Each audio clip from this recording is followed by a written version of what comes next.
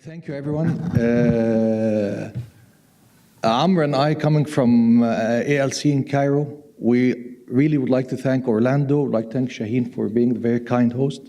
And to be honest, we have been really impressed with how competent and pleasant FLI members have been to us so far. And you have to stress on this pleasant part of things, because we deal with a lot of competent lawyers every day, but to have them with pleasant personalities and characters, that's very important for us.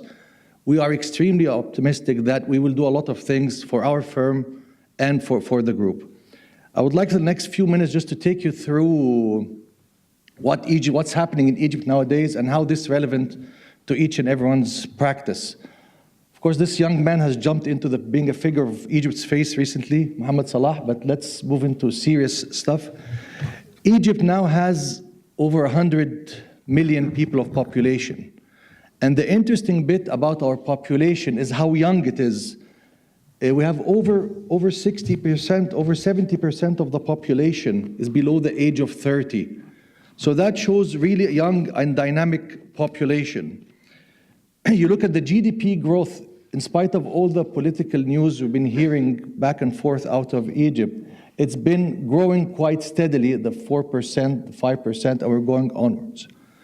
Egyptian economy historically does a lot of tourism, retail, wholesale, real estate, and construction. But the story recently has been moving into mega projects, and that's where it's becoming interesting in Egypt. Over the past few years, and as I'll show on the map, we've been really engaged in huge mega projects over the past few years. The most recent and well-known about it is the expansion we've done to the Suez Canal. We're trying to increase its role in international trade.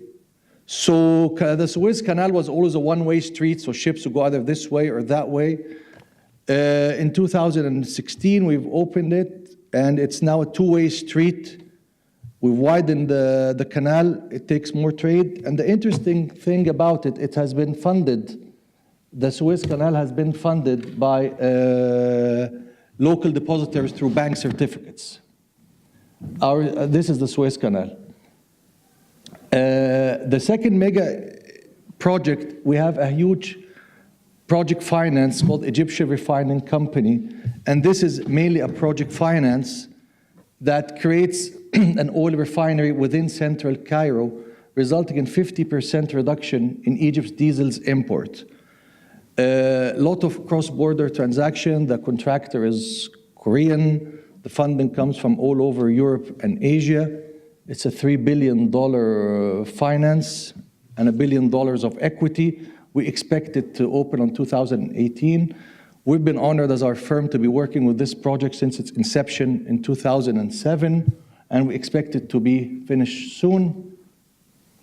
Another interesting project taking place in Egypt is the nuclear power plant built to the west side of the country, Baaha power plant. It's 4 nuclear reactors. It is funded and built by the Rosatom, which is the Russian state company. We've been honored as well to be representing the Russian company in 2 years of very extensive negotiations, expected to be completed 2026.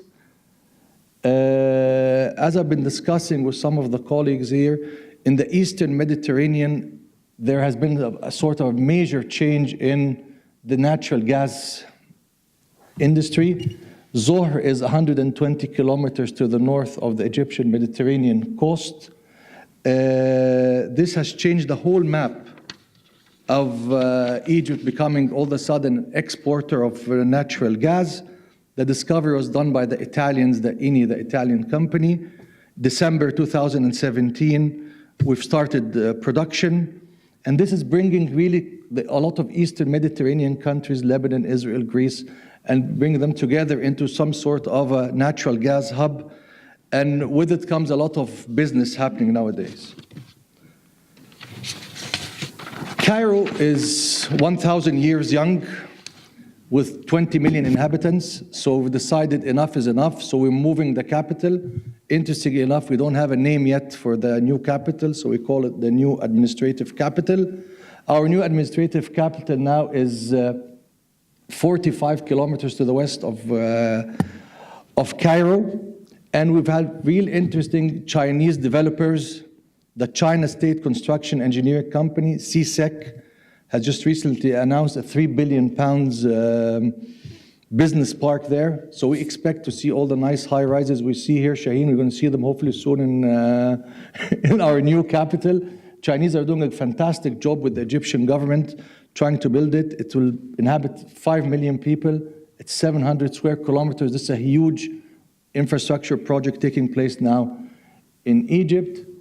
As well, because of the new expansions in the Suez Canal, we're building several new industrial zones whereby we can do light manufacturing for international trade on the route of international trade going north up in Egypt.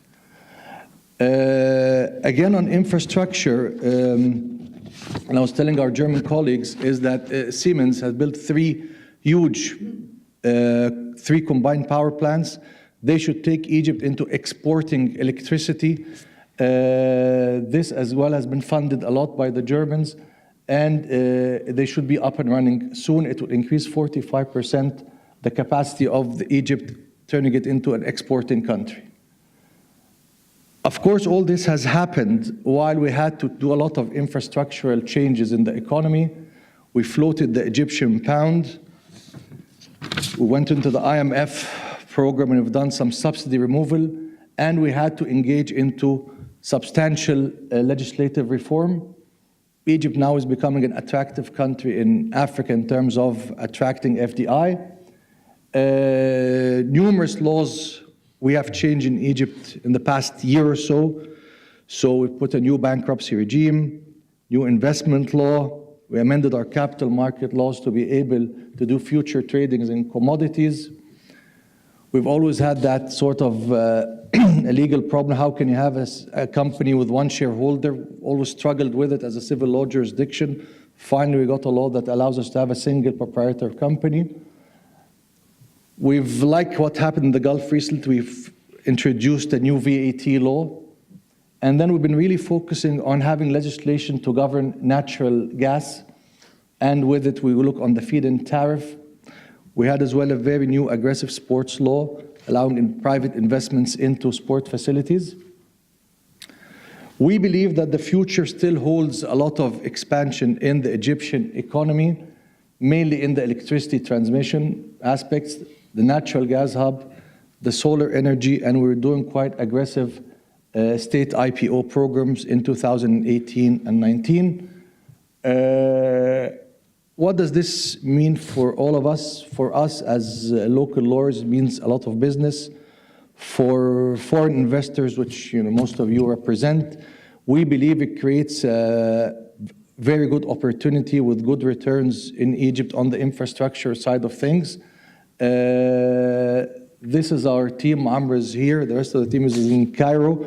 And we really look forward to witnessing how our economy expands, and with it our business and hopefully that of FLI.